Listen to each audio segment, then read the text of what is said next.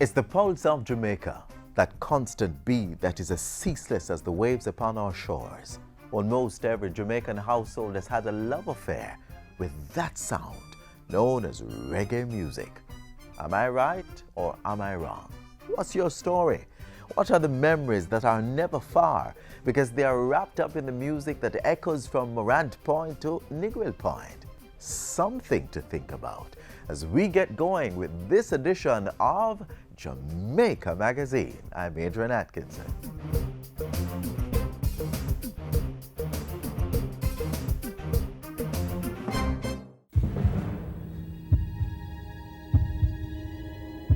What are you doing to help the fight against crime? Sitting on the corner, minding your own business, definitely not going to work. It is time for us to unite. Unite. Unite for change. Citizens coming together to make their respective communities safer. The police, schools, public health, business, churches, NGOs, parents and neighborhood watch volunteers. As we, the police, do our job, We as citizens need to do our part as well. Report crimes or even suspicious activities. Let's all work together. As one united front against crime. And make Jamaica the place of choice to Live, work, raise families, and do business. Unite for Change, an initiative of the Ministry of National Security.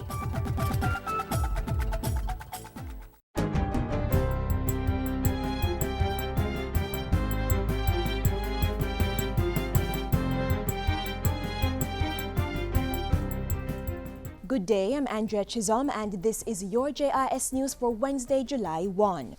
Water Minister Robert Pickersgill has issued a notice restricting the use of water from the National Water Commission NWC to complete certain activities. Under the prohibition notice, it is now illegal to use NWC supplies to water gardens, lawns and farms, refill tanks, ponds and swimming pools, wash vehicles with a hose, and for any other purpose which may require excessive use of water. Any person who contravenes this on summary conviction before a resident magistrate is liable to a fine and in default of payment to imprisonment for a term not exceeding 30 days.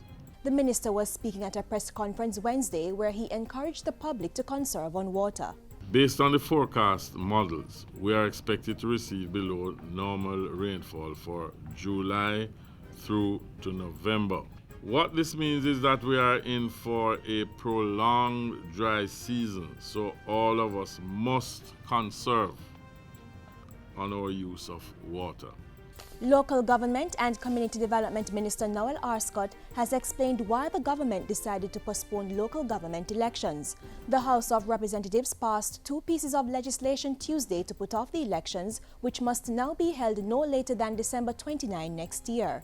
Minister Arscott said the postponement of the local government elections would allow the government to implement aspects of the local government reform program. He said the three laws which would facilitate the local government reform process were at a very advanced stage and would be passed before the end of the parliamentary year. These bills, Mr. Speaker, will significantly impact the operations of the local authorities. We will also develop the capacity of staff, the councillors, and a massive public education campaign on the passage of these bills. Minister Arscott also cited the need to pass the Constitution Amendment Local Government Act in the Senate and the revision of the boundaries in Portmore St. Catherine as reasons for delaying the local government elections. It is important to note, Mr. Speaker, that a number of citizens in Portmore would be disfranchised if the local government elections are called before the resolution of the boundaries issue.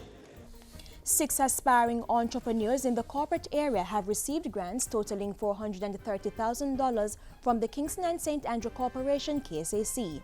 At the recent handing over ceremony, Kingston's Mayor Senator Angela Brownberg said the grants which were provided under the KSAC's Enterprise Assistance Program would encourage economic growth. The idea was to identify 3 areas: startup, business development and a wage incentive as 3 areas in which we could give a little incentive so that persons could actually improve or enlarge their business.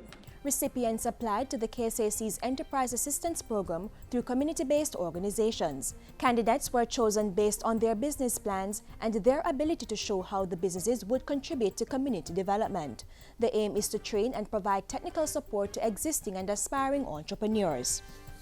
Another 200 residents of Clifton St. Catherine have received land titles under the Community Regularization and Development Program. State Minister in the Ministry of Agriculture, Labor and Social Security, Luther Buchanan, handed out the titles recently. A total of 300 titles have so far been issued to the sugar-dependent community this year. Last month, Prime Minister Portia Simpson Miller issued certificates of possession to 100 residents. Mr. Buchanan says he's pleased with the level of work being done to transform sugar-dependent communities in St. Catherine, Clarendon, Westmoreland, St. Thomas and Trelawney. Under the Sugar Transformation Program, approximately $2.4 billion has been spent so far on projects geared at improving the lives of citizens in sugar-dependent communities. I am confident that projects like these will lead to the improvement of our social well-being and social security of the residents in these communities. And finally, Prime Minister Portia Simpson Miller is leading Jamaica's delegation to the 36th regular meeting of CARICOM Heads of Government in Barbados. The meeting will begin tomorrow, Thursday, July 2, and end on Saturday. A release from the Office of the Prime Minister says the meeting will consider matters relating to economic growth and development in member countries. Other items on the agenda include CARICOM's international processes on sustainable development, financing for member countries, and the United Nations Framework Convention on Climate Change. There will also be discussions on strengthening science and technology in the region, renewable energy and efficiency, cultural and natural assets in the region, as well as relations with the Dominican Republic. Prime Minister Simpson Miller, who is accompanied by Foreign Affairs and Foreign Trade Minister Senator A.J. Nicholson and her Permanent Secretary Onika Miller, will return to the island on Sunday, July 5. During her absence, Minister of Water, Land, Environment and Climate Change Robert Pickersgill is in charge of the government. And that's it for JIS News Today. I'm Andrea Chisholm. Thank you for watching.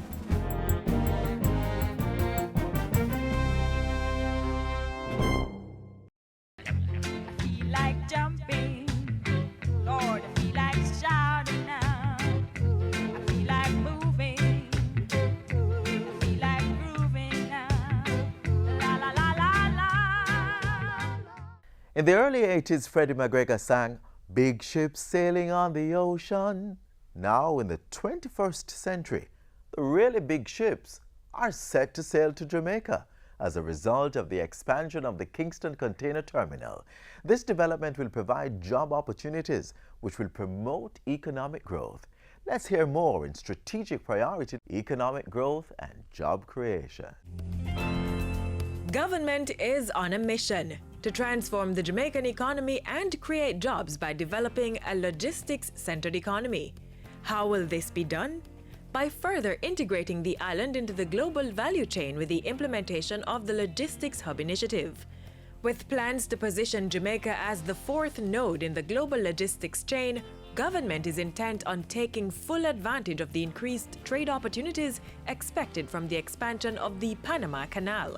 Activities have been kicked into higher gear with the recent signing of a concession agreement to expand the Kingston Container Terminal.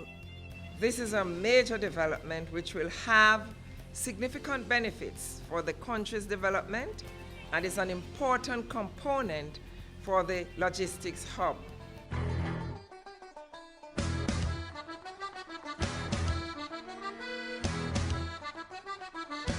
On April 7, 2015, after years of arduous negotiations, the government of Jamaica, through the Port Authority, inked a 30-year concession agreement to finance, expand, operate, and transfer the Kingston Container Terminal. The $510 million deal was signed with French container shipping group Terminal Link CMA CGM. Greater private sector involvement by way of investments in the expansion of major infrastructure, such as our seaports and airports, is a major plank of our economic growth strategy. That strategy is geared toward achieving greater levels of economic growth to produce more high-quality jobs and business opportunities. it's really what we intend to do with you in Jamaica. It's a global partnership. It's a win-win partnership.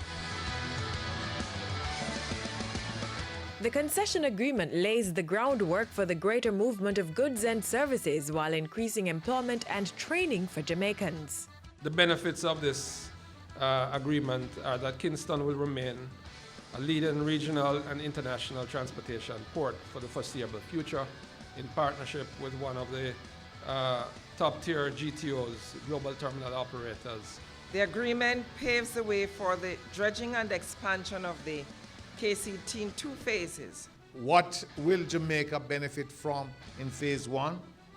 Improve infrastructure. Phase 1 of the project consists of the deepening of the navigational access channel, the turning circle for the vessels, and quays to allow access to the 12,500 TEUs vessels with a 14.2 meter draft at the beginning, and in phase 2 that will become a 15.5 meter draft. For the Kingston Container Terminal employees, most of whom will be re-employed, they will be exposed to the best-in-class technologies and techniques. For the PAJ can itself now more effectively manage its debt obligations and is in a better position to finance the program of work to further enhance the competitiveness of the maritime sector. The negotiations have been long, but I do believe that our major objectives have been accomplished. 1, we have a global terminal operator linked with a major container shipping line, which are leaders in their field. Secondly, we'll have a multi-user port, and there are clear virtues that any legitimate shipping line can participate and utilize the facilities. Thirdly, the cost of dredging will be assumed by the concessionaire, freeing the government from this financial obligation. With the agreement now signed, the new concessionaire will be operating in Jamaica as Kingston Freeport Terminal, and the deepening of the navigational access is to begin immediately. We like Jamaica because there is governance in this country. There is security in this country, and it is an equitable environment for employees and employers. We will be continuing our efforts to improve the business climate, adding to recent major improvements on our global ranking as a place where it is easy to do business and as the best place in the Caribbean to do business. Jamaica is now well on its way to getting maximum benefits from its strategic location for the advancement of its people.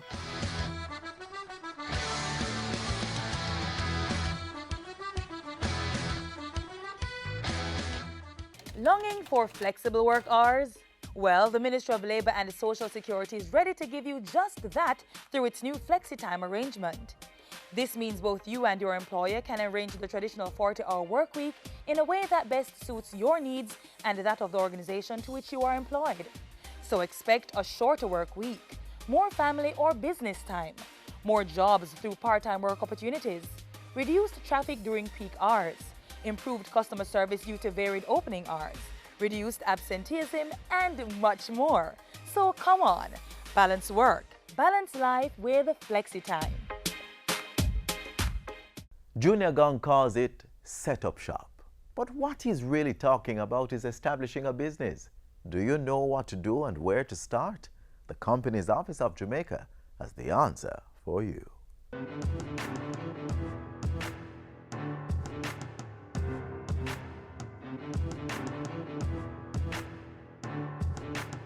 Have you realized that more and more Jamaicans are becoming their own bosses? Think about it. Varying types of companies or businesses are being opened all over the island.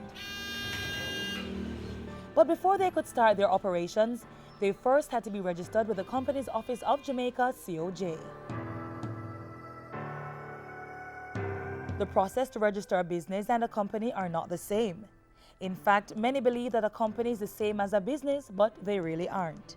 A company is a non-profit or profit-generating commercial enterprise registered or incorporated under the Companies Act, while a business is a sole trader or partnership registered under the Business Names Act. So with that said, we will be differentiating the registration process for each of these two groups for you. Let's begin with how to register a business. For new applicants, you will need to complete and submit the Business Registration Form BRF1, also known as the Super Form. You will also need a document verifying the owner or owner's current place of address, such as a driver's license or utility bill. The business owner or owners must present their tax registration number or TRN, an original valid government identification card, and a work permit or exemption letter where applicable. Professional certification is required for some businesses, such as doctors, lawyers, dentists, pharmacists, engineers, architects, surveyors, real estate dealers and developers, custom brokers, hairdressers, barbers, pest control operators, child care and golden age care services. Now the last thing left to do is to pay the necessary registration fees. The registration fee of a sole trader is $2,500. To register a partnership of 2 to 5 persons is also $2,500. The registration fee of a partnership of 6 to 20 persons is $5,000. And the registration of a partnership and a trade name as it relates to a corporation is $3,000 each. After you've submitted all the relevant documents and made the requisite payments, the documents will be verified by the COJ. Then within 2 working days, you'll receive a certificate of registration. This certificate is valid for 3 years, and the TRN and NIS number of your business will be displayed at the base. Certification ensures that you are registered with the National Housing Trust and Heart Trust NTA. Now, let's move on to how to register your company.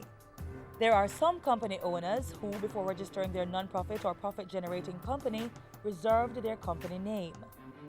The COJ has made it possible for these persons who may not be able to afford the fees associated with the registration of their company, or who are in the process of accumulating the relevant documents, to first reserve a name for their company up to 90 days before it's registered.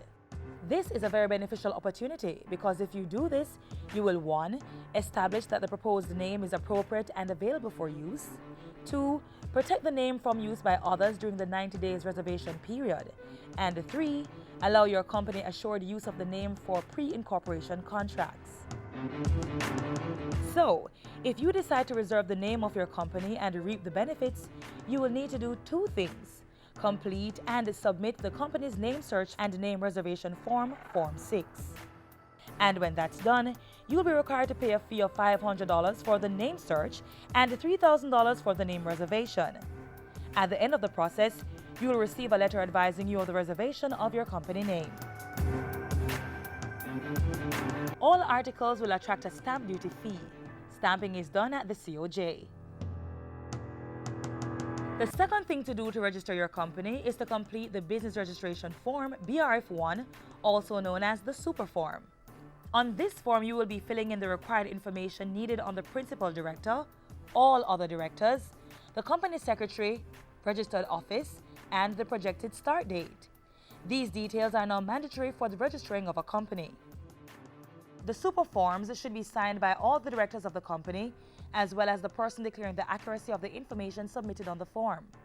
This person must present an original valid government-issued identification or a certified copy of a government-issued identification card on location. The final thing to do is to pay transaction fees. The cost for registration is $24,000, and there's a minimum of $500 for stamp duty. After you've gone through all the steps and made the requisite payments, COJ will verify the documents, and then you'll receive a certificate of incorporation within 5 working days. With the certificate of incorporation, you will also receive the company's TRN and NIS number. The certification ensures that you are registered with the National Housing Trust and Heart Trust NTA. You also get a tax compliance certificate, TCC, which is valid for 90 days. And that's it. If you have any questions, feel free to contact the company's Office of Jamaica for more information by calling 908-4419 or visiting their office at 1 Grenada Way, Kingston 5. Remember, you can access all forms and samples on the COJ's website at orcjamaica.com. Congratulations to you and all the best with your business or company.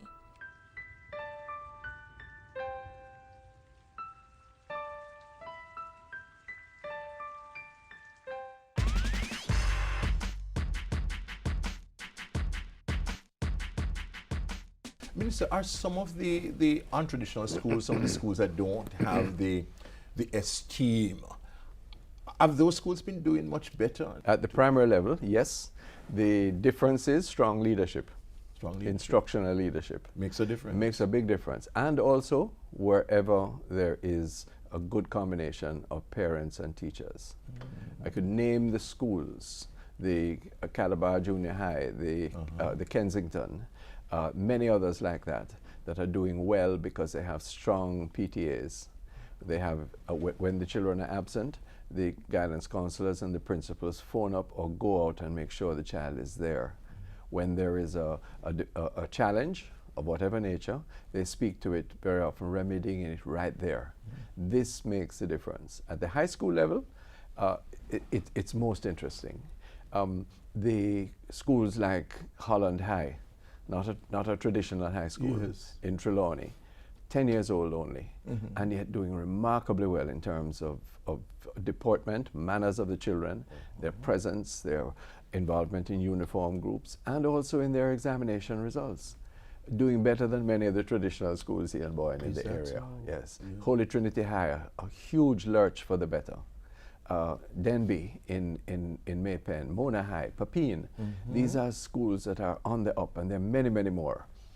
Now, I'm encouraging parents to, in their selection, look at the school which is schools which are really doing well, rather than following traditional, may I say, prejudices, and ensure also that the convenience, the closeness to home where that is appropriate, is part of your selection mechanism. Regardless of the school that your child will attend in September, your involvement as a parent is key to building their confidence and leading to their success. So parents, don't stop now. Celebrate with your children and get ready to guide them through the next phase.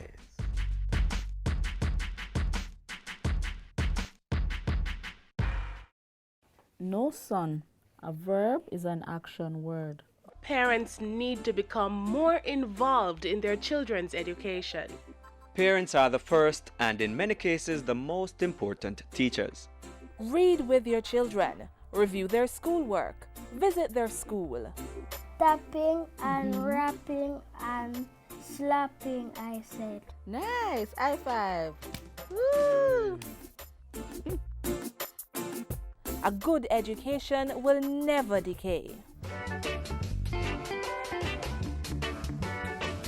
That sound is iconic to reggae music. Want to know how it was created?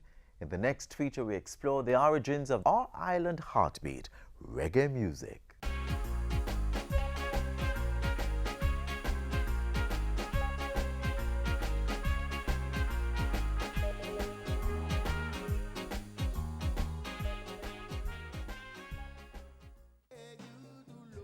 If reggae can ever be edged to a set place, then 13 Brentford Road is its home.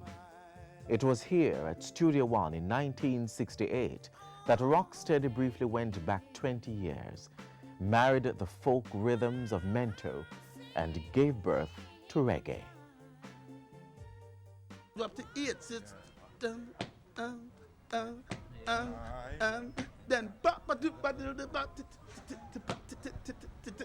reggae.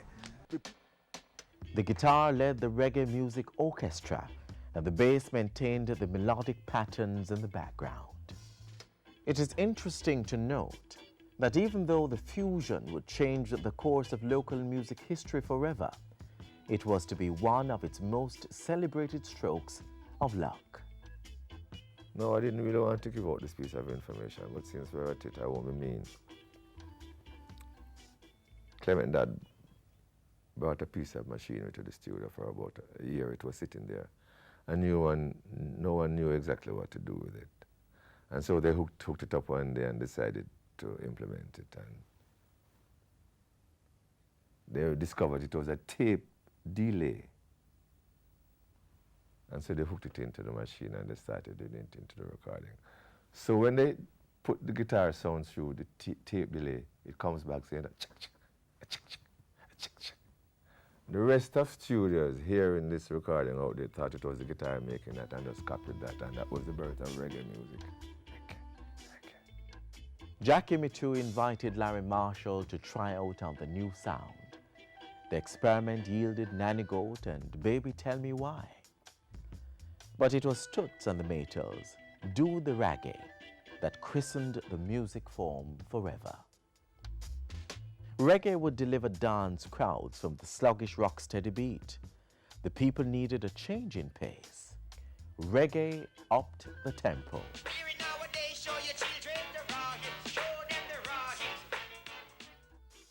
Reggae turned up the heat on some of the social and economic challenges that the people were facing. It premiered as the voice of the people. Reggae was a potent messenger for the Rastafari philosophy, which single-handedly cemented the music form as a cornerstone of Jamaican culture. Bob Marley was one of them who took to the music and the teachings. Marley had been around from the ska era. In 1961, he and a couple of his brethren, Peter Tosh and Bunny Livingston, formed the Rude Boys, which later became known as the Wailers. The teachings were often put to music in either Sir Coxson's Studio One or Duke Reid's Treasure Isle recording studios. The recording sessions overflowed with free-spiritedness and an abundance of talent. Hits were made by ear. Studio One happens to be the station. Studio One is widely regarded as the mecca of reggae music. Studio One is called the University of Reggae Music. And as an artist, if you didn't work your way through that university, you would not be a complete artist. This is the Motown of the Caribbean. Everything started right here, so right now you have to give a lot of respect to Mr. Dodd because he had a very good ear for music. The local music industry learned the rudiments of music distribution as early as the 1940s, when English fans showed a willingness to buy its R&B covers. When American rhythm and blues were hard to come by, sound system owners Duke Reid and Sir Coxsone Dodd got artists like Stanley Motto to make their own. With the advent of a global village through the economic, social, and political phenomenon called globalization, it is now beyond one's mental facets, where this world-shaking cultural mystique known to humanity as simply reggae will take Jamaica, land we love. Whithersoever it goes, we go.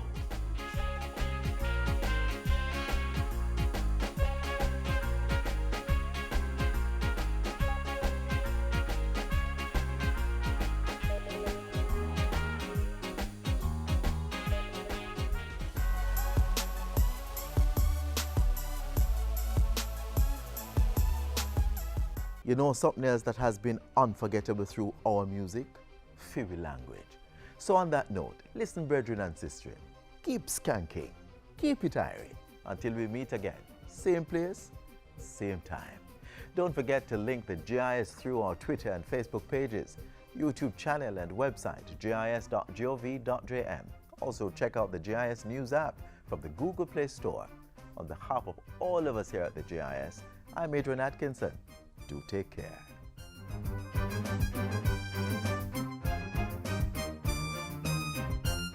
This has been a production of the Jamaica Information Service, the voice of Jamaica.